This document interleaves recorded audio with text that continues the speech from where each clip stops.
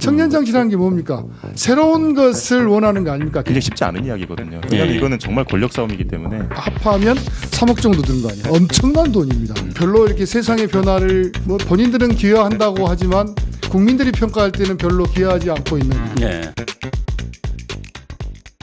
민주당 경선 과정에서 항상 말이 많잖아요. 또 경선 과정은 지금 우리 청년 입장에서 청년위원장인데 예. 어떻게 보고 있나요? 이 경선이 정말 청년의 입장에서 우리는 이야기 해보는 거예요 한번. 예. 청년의 정치. 입장에서 절대적으로 불리한 거죠. 그렇죠. 아니 경선을 청년들이 하려면 예. 특히 이제 수도권 같은 경우는 정치 비용이 그렇게 많이 드는 편은 아니에요.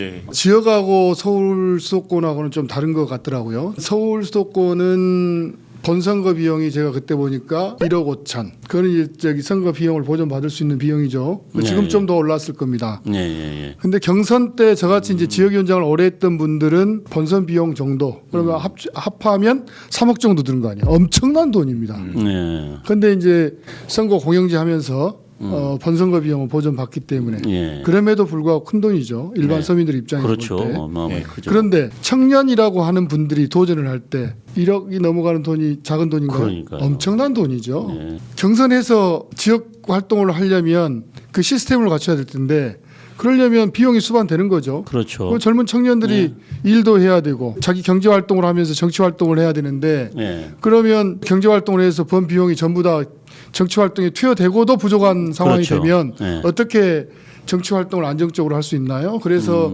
실은 청년들에게 일방적으로 저기 경선을 해라 이거는 너 정치하지 마라는 소리입니다.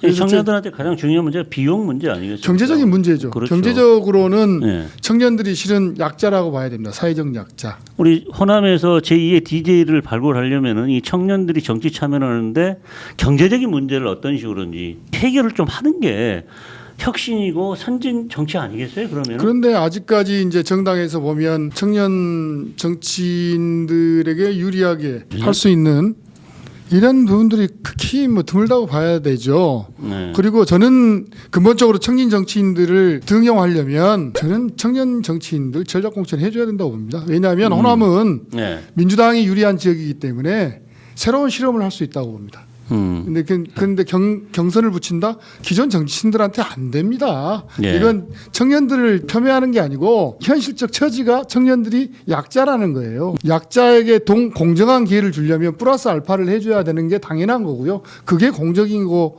상식인 거죠. 네. 그러면 저는 비례대표 문제를 적극적으로 청년들에게 열어줘야 된다. 청년 정치라는 게 뭡니까?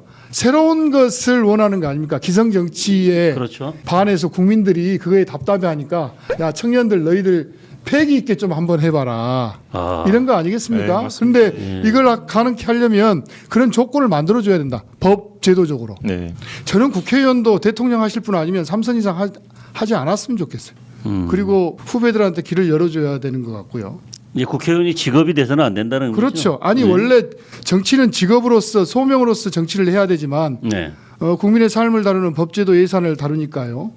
그렇지만 국회의원의 권력, 권한 별로 이렇게 세상의 변화를 뭐 본인들은 기여한다고 하지만 국민들이 평가할 때는 별로 기여하지 않고 있는 네. 직업화돼 버린 그런 분들은 이 선으로 물러서 주는 게 세상의 변화를 위해서는 좀 도움이 되지 않는가. 청년들을 더 많이 이제 그 대체제로서 네. 고민해서 대한민국의 새로운 정치를 위해서는 국민의힘이 유리한 지역에는 국민의힘 당 안에서 훈련된 그리고 민주당이 유리한 우수한 지역에서 청년들. 예, 우수한 자원들 그것도 당 내에서 네. 항상 때 되면 외부에서 수혈할 게 아니고 네. 당 내에서 교육되고 훈련된 자원들을 안정적으로 당선될 수 있는 호남이나 비례대표에 적극적으로 배치해야 된다. 네. 그래야 정치가 바뀔 수 있다라고 생각합니다. 좀 전에 허동준 위원장이 너무 좋은 말씀해 주셨는데요. 그 비용의 문제가 가장 크고요. 근데 저는 호남하고 수도권하고 좀 구별해야 한다 생각하거든요. 네. 우리 호남은 뭐가 있냐면 만약에 더불어민주당이라고 가정했을 때 당원 수가 너무 압도적으로 너무 많기 때문에 이 평소에 모아놓은 그러니까 기득권에서 모아놓은 이 당원 수를 절대 감당해내지 못합니다. 그래서 네. 경선에서 무조건 떨어지는데요.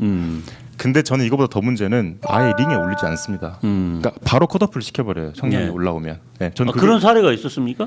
제가 구체적으로 밝힐 수는 없지만 굉장히 많습니다. 굉장히 많고 아예 링에도 올리지 않습니다. 그래서 저희 청년씬에서는 무슨 말 하냐면 다 필요 없으니까 경선에라도 올려주라. 지금 우리 제목이 넥스트 DJ 후잖아요. 김대중 대통령께서 가장 심혈을 예전에 기울였던 게 젊은 청년 정치인들 영입이었거든요. 그렇죠. 그걸 2000년에. 통해서 국회에 입성하신 분들이 제가 알기로는 상당히 많아요. 지금 우리가 표현하기는 운동고 출신이라고 하지만 그쪽에서 일했던 젊은 정치인들이 민주당에 대거 들어와서 네. 새로운 활력을 불어넣고 그런 것들이 있었는데 네. 오히려 지금 그런 게 좀 민주당에서 부족하다. 이런 것들이 잘 이루어지지 않으면은 네. 민심의 향방을 잃어버리는 네. 청년들은 방황하는 네. 청년들이 무엇인가를 해낼 수 있는데 그 기폭제가 호남에서 마련돼야 되는데 네. 호남에서 마련되지 못하는 네. 그런 게 현실이 되고 있다. 네. 이현찬 위원장 이런 제 이야기는 동의하시는 거예요? 네, 굉장히 동의하고요. 그러니까 지금 어떻게 보면 그러니까 선배들이 후배들이 올라가는데 길을 터줘야 된다라고 하는 이야기가 도의적으로 굉장히 맞는 말인데 어떻게 보면은 제가 그 나이가 됐다고 생각했을 때 예. 굉장히 쉽지 않은 이야기거든요. 왜냐하면 예. 이거는 정말 권력 싸움이기 때문에 그래서 그건 힘들다고 생각하고 오히려 지도자의 결단이 필요한 때가 아닌가 좀 생각이 듭니다. DJ가 하셨던 것처럼 네. 젊은 피를 수혈해서 굉장히 많은 지역구의 청년을 다 공천을 주셨거든요. 네. 그래서 그분들이 다 살아남으셔서 지금 한 30년 지금 정치하고 계시는 거고 네. 그러니까 그런 것처럼 예를 들어 지금 이재명 대표께서 DJ가 했던 것처럼 그렇게 전략 공천을 싹 한번 해주면 한번 또 살아날 수 있지 않을까. 한 가지 네. 우리가 짚어야 될 거는 청년 세대의 목소리를 정책에 반영하는 집중하는 활동들은 좀 부족하지 않나. 기득권을 가지고 있는 기성세대 정치인들보다는 좀 더 신선한 목소리들을 냈지만 이제 청년들이 처해 있는 처지에서 이게 극복해야 하는 정책적인 아젠다를 발굴해서 그걸 끊임없이 추구하는 절대 기성 정치인들은 자기 권력을 내려놓지 않습니다.